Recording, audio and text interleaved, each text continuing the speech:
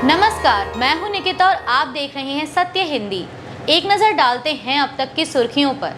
कांग्रेस ने बिहार में मतदाता सूचियों के विशेष गहन पुनरीक्षण यानी एसआईआर पर गंभीर सवाल उठाए हैं और इस प्रक्रिया को दोबारा कराने की मांग की है। पार्टी नेता पवन खेड़ा ने पटना में प्रेस कॉन्फ्रेंस कर दावा किया कि कांग्रेस के बूथ लेवल एजेंटों यानी पीएलएस द्वारा दर्ज की गई लगभग 89 लाख शिकायतों को चुनाव आयोग ने नजरअंदाज कर दिया। खेड़ा ने आरोप लगाया कि आयोग ने यह कहकर शिकायतें खारिज कर दी कि केवल व्यक्ति ही आवेदन कर सकते हैं, राजनीतिक दल नहीं। कांग्रेस ने कहा कि बड़े पैमाने पर अनियमितताएं आयोग की मंशा पर संदेह पैदा करती हैं। विपक्ष पहले से ही एसआईआर प्रक्रिया की आलोचना कर रहा है और इसे मताधिकार से वंचित करने की साजिश बता रहा है। बिहार में मतदाता सूची के विशेष गहन संशोधन यानी एसआईआर के दौरान 65 लाख नाम हटाए जाने के बाद अब तक लगभग 30,000 लोगों ने अपने नाम फिर से जुड़वाने के लिए आवेदन दिया है, जबकि करीब 2 लाख ने आपत्तियां दर्ज की हैं। चुनाव आयोग के अनुसार हटाए गए नामों में 22.34 लाख मृतक, 36.28 लाख स्थानांतरित या अनुपस्थित और 7.01 लाख दोहराए गए मतदाता पाए गए। सुप्रीम कोर्ट के निर्देश के बाद आयोग ने हटाए गए नामों की लिस्ट वेबसाइटों पर प्रकाशित की और कारण भी बताए। वहीं 13.33 लाख नए वोटर्स ने नामांकन के लिए आवेदन किया है। विपक्ष ने इस प्रक्रिया को वोट चोरी करार दिया और आरोप लगाया कि लाखों पात्र मतदाताओं, खासकर दलित, पिछड़े और अल्पसंख्यकों के नाम गलत तरीके से हटाए गए। अंतिम मतदाता सूची 30 सितंबर को प्रकाशित होगी और नवंबर में विधानसभा चुनाव होने की संभावना है। राहुल गांधी 17 अगस्त से बिहार में वोटर अधिकार यात्रा निकाल रहे हैं, जिसका उद्देश्य लोगों को यह बताना है कि चुनाव आयोग के विशेष गहन पुनरीक्षण यानी एसआईआर के नाम पर मतदाताओं के अधिकार कैसे छीने जा रहे हैं। विपक्ष का कहना है कि जटिल प्रक्रियाओं और दस्तावेजों के बहाने लाखों पात्र मतदाताओं के नाम लिस्ट से हटाए जा रहे हैं। यात्रा को विपक्ष लोकतंत्र बचाने का अभियान बता रहा है, लेकिन इसे टीवी और राष्ट्रीय मीडिया में लगभग नजरअंदाज कर दिया गया है। वहीं दूसरी ओर प्रधानमंत्री मोदी की जापान यात्रा को मीडिया में बढ़ा चढ़ाकर दिखाया जा रहा है। दरभंगा की एक सभा में कुछ लोगों द्वारा पीएम मोदी पर अपशब्द कहे जाने को लेकर भी विवाद खड़ा हुआ। हालांकि राहुल गांधी का इसमें कोई हाथ नहीं था। कांग्रेस का आरोप है कि यह मुद्दा असल में यात्रा की लोकप्रियता और बिहार चुनावी माहौल से ध्यान हटाने के लिए उछाला जा रहा है। पश्चिम बंगाल उर्दू एकेडमी ने हिंदी सिनेमा में उर्दू पर आयोजित होने वाले अपने 4 दिवसीय वार्षिक समारोह को स्थगित कर दिया। एकेडमी ने इसे अपरिहार्य परिस्थितियों का कारण बताया, लेकिन सूत्रों के मुताबिक यह फैसला सरकार ने उस समय लिया जब कुछ इस्लामी संगठनों ने कवि और गीतकार जावेद अख्तर को कार्यक्रम में आमंत्रित किए जाने पर आपत्ति जताई।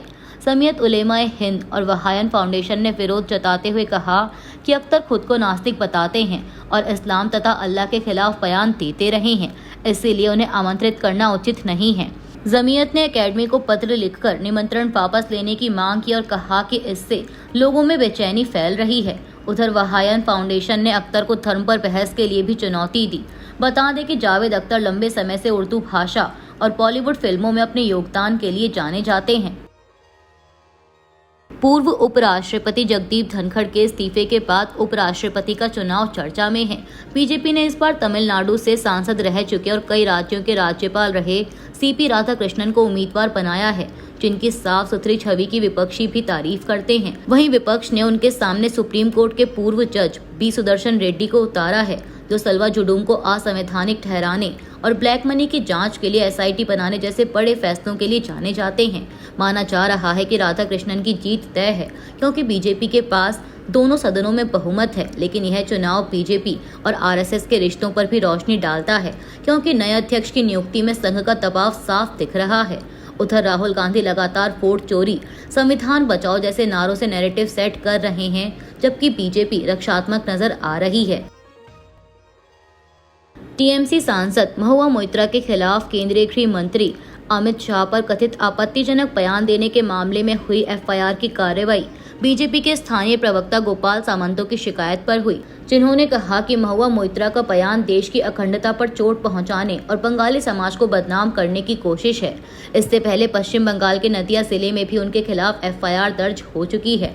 दरअसल 26 अगस्त को नदिया में एक कार्यक्रम के दौरान पत्रकारों से बात करते हुए महुआ मोइत्रा ने अमित शाह पर ऐसा बयान दिया था जिसे भाजपा ने बेहद आपत्तिजनक करार देते हुए उनके खिलाफ सख्त कार्रवाई की मांग की थी।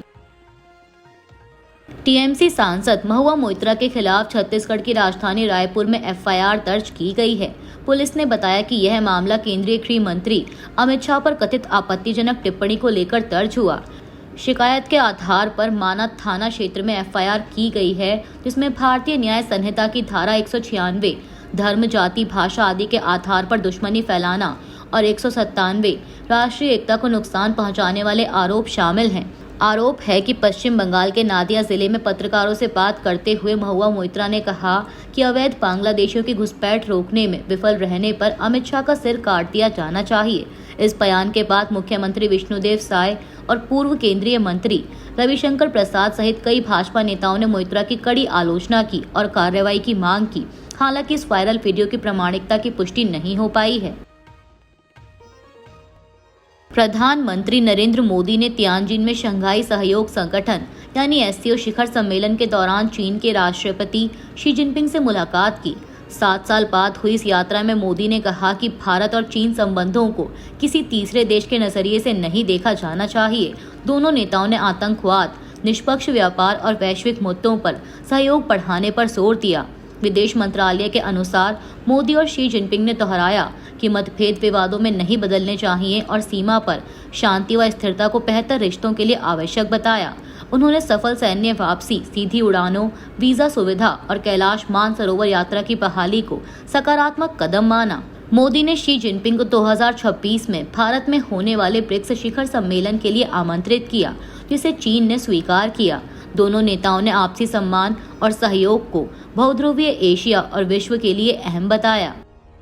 चीन के राष्ट्रपति शी जिनपिंग ने रविवार को तियानजिन में प्रधानमंत्री नरेंद्र मोदी के साथ द्विपक्षीय बैठक में कहा कि ड्रैगन और हाथी का साथ आना बहुत जरूरी है।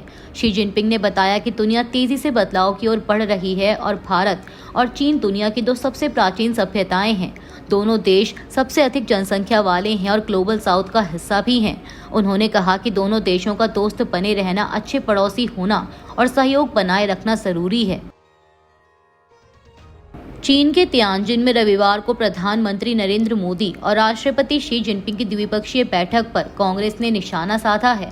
कांग्रेस ने सवाल उठाया कि जून 2020 में गलवान घाटी में चीन की आक्रामकता के दौरान 20 भारतीय जवानों ने जान गंवाई, लेकिन 19 जून 2020 को प्रधानमंत्री मोदी ने चीन को क्लीन चिट दे दी। कांग्रेस के वरिष्ठ नेता जयराम रमेश ने कहा कि क्या न्यू नॉर्मल चीनी आक्रामकता और हमारी सरकार की कायरता से परिभाषित होगा। कांग्रेस के आधिकारिक एक्स अकाउंट से भी इस पर टिप्पणी की गई कि ऑपरेशन सिंदूर के वक्त चीन खुलकर पाकिस्तान का साथ दे रहा था। भारतीय मौसम विज्ञान विभाग यानी IMD ने अनुमान जताया है कि सितंबर 2025 में देश भर में सामान्य से अधिक बारिश होने की संभावना है। विभाग के मुताबिक इस महीने औसत वर्षा 167.9 मिलीमीटर रहती है, लेकिन इस बार दीर्घकालिक औसत से लगभग 109% अधिक बारिश हो सकती है। IMD ने कहा कि देश के अधिकांश हिस्सों में सामान्य से ऊपर या सामान्य वर्षा होगी, जबकि पूर्वोत्तर और पूर्वी भारत के कुछ क्षेत्र, दक्षिणी प्रायद्वीपीय इलाके और उत्तर पश्चिम भारत के कुछ हिस्से कम बारिश का सामना कर सकते हैं। विभाग ने चेतावनी दी है कि भारी वर्षा के कारण अचानक बाढ़ और भूस्खलन की घटनाएं बढ़ सकती हैं, जिससे कृषि, जल संसाधन और स्वास्थ्य सेवाओं पर असर पड़ेगा। इसीलिए संवेदनशील इलाकों में नजर रखने और मजबूत बचाव व्यवस्था करने पर जोर दिया गया है। मराठा आरक्षण की मांग को लेकर कार्यकर्ता मनोज जरांगे पाटिल मुंबई के आजाद मैदान में शुक्रवार से अनिश्चितकालीन भूख हड़ताल पर बैठे हैं। 43 वर्षीय जरांगे 10% आरक्षण और पूरे मराठा समुदाय को कुनबी के रूप में मान्यता देने की मांग कर रहे हैं, ताकि उन्हें OBC वर्ग में शामिल कर आरक्षण का लाभ मिल सके। जरांगे ने घोषणा की है कि सोमवार से वह पानी पीना भी बंद कर देंगे, क्योंकि सरकार उनकी मांगें नहीं मान रही है। उन्होंने कहा कि सरकार के पास 58 लाख मराठों के कुनबी होने का रिकॉर्ड मौजूद है और आंदोलनकारियों को भीड़ ना समझा जाए, क्योंकि वे दर्द के साथ यहां पहुंचे हैं। इस आंदोलन के कारण छत्रपति शिवाजी महाराज टर्मिनस और आसपास के इलाकों में भारी भीड़ और यातायात प्रभावित हुआ है। मुंबई ट्रैफिक पुलिस ने लोगों से वैकल्पिक मार्ग अपनाने की अपील की है। पंजाब में दशकों की सबसे भीषण बाढ़ से हालात बेहद गंभीर हो गए हैं। मुख्यमंत्री भगवंत मान ने प्रधानमंत्री मोदी को पत्र लिखकर केंद्र से 60,000 करोड़ रुपए की मांग की है। उनका कहना है कि यह अमाउंट पंजाब का हक है जो फिलहाल केंद्र के पास अटका हुआ है।